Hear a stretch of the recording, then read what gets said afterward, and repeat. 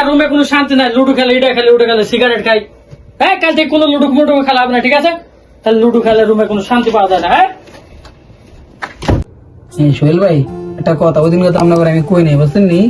কি সাগর ভাই কি করছে জানেননি? ওই দিনকে আমার লোক আছে না ভাই, আমার মারতে ইচ্ছা করছিল, মানে আমি একলা দেখে আর আমি আর কিছু বলি টলি নেই, পুরো বেজে বেজে ব্যবহার করে আমার লোক সবসময়। হ্যাঁ ঠিক আছে সোহেল ভাই, এর আগে আছে না আমার লোক ঝগড়া হয়েছিল, আমার বাকেটাও কাপড় ভিজালি ছিল, ঠিক আছে? আমার কাপড়ে ফালাই দিয়া পরে মনে করেন আর কাপড় নিচে ধুইতো, ঠিক আছে? হ্যাঁ একটা বিচার করবেন এটা।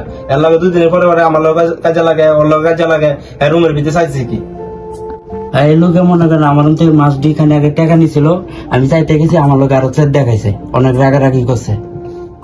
হ্যাঁ হ্যাঁ সোহেল ভাই, হ্যাঁ একটা ব্যবস্থা করতে হইব, ঠিক আছে? 2 দিন পরে পরে সবার লোক ঝগড়া করে, কি রুমে থাকবো না রুমে তো যাইবো জিগান। হ্যাঁ সোহেল ভাই, এগুলা ঠিক না, একটা ব্যবস্থা করতে হবে। কিরে, এখনো তোরা লুডো খেলিস? এখন লুডো খেলা বাদ দিস নি? রুমে ঘুমাবো না, খালি লুডো খেলে। সোহেল ভাই, বাজে ব্যবহার করে মূল্য দিয়েছেন, সব সময় দিয়ে বাজে ব্যবহার করে মূল্য দেয়, বাজে ব্যবহার করে। এই মিয়া এদিকে আও। আরে বাপরে, হারা কি বিচার দিল নাকি? বাল, আমি তো সবসময় এদের সাথে বাড়াবাড়ি করি, বকাবক করি, বড় ভাইয়ের কাছে কি বিচারই দিল নাকি? আল্লাহ জানে আজ কি হবে। হারা তো সবগুলো গরম হয়ে আছে। হ্যাঁ সোহেল ভাই, কিছু হয়েছে নাকি? ডাকছিলেন আমারে?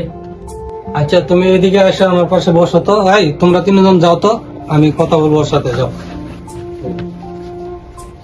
বসো। হ্যাঁ, সোহেল ভাই, কি হয়েছে?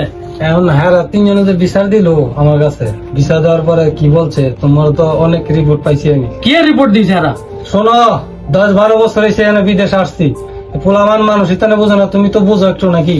তুমি যে ব্যবহার খারাপ করো রোজ করে, রুমও থাকলে আমি থাকবো না। অনেক কি রুমও থাকবা, থাকলে একটু ব্যবহার ওর কাছে ভালো করতে হবে, আর এভাবে থাকলে রুমও থাকা যাবে না, ঠিক আছে?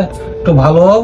ওরা আমি বার করে দিছি, ওরা কইছি যে আমি ওরা বুঝতেছি এটা, ওর সাথে আমি বুঝবো, তোমরা যাও, আমি বুঝাই বলবো না, ঠিক আছে?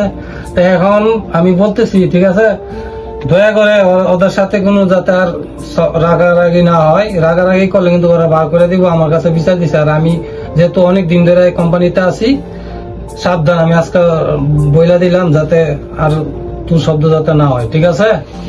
ওকে আচ্ছা ঠিক আছে। আর ভাই, হেরা তো বিচার দিছে, এখন আমার কথাটাও শোনেন। হেরাও বেশি বোঝে আমার সাথে। হেরা আমার বেডে কাপড় চোপড়, আমার বেড যে বাথ হয়ে যায় বা পাইনি, সকালবেলায় ডিউটি যায়, সন্ধ্যাবেলায় এসে পাইনি, এদিক থেকে ওদিক করে ফেলে, আমার সামান এখান থেকে আর একটা ওই দিক থেকে সরাইতে হয়। তো হেরাও এই জন্য আমি আর এদের সাথে চাতাচিতি করি আর কি। আচ্ছা, ওরা তো 5-6 মাস হয়েছে, বেশি দিন হয় না। এরা তো এত বিদেশের যে পরিস্থিতি বুঝে না।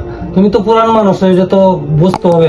এখন এরা এটা যদি করে, তো তুমি তো আমার কাছে কোনো সময় বলো নাই, ঠিক আছে? আমি বলবো না তো, রাগারাগি যাতে করলে মানুষ শুনলে মন্দ বলবে যে রুমের মানুষেরা ঝগড়া করে, ঠিক আছে? তাই তুমিও পুরান আর আমিও পুরান, এরা পুরান যেহেতু একটা করছে, আমার কাছে বিচার দিচ্ছে, তুমি যত বলছো আমি বলবো না, ঠিক আছে? যাতে রাগারাগি না হয় রুমের মধ্যে, ঠিক আছে? আচ্ছা ঠিক আছে, হ্যাঁ বুঝাই দেবেন তাহলে। আচ্ছা ঠিক আছে, আচ্ছা, ঠিক আছে। আর করবো না।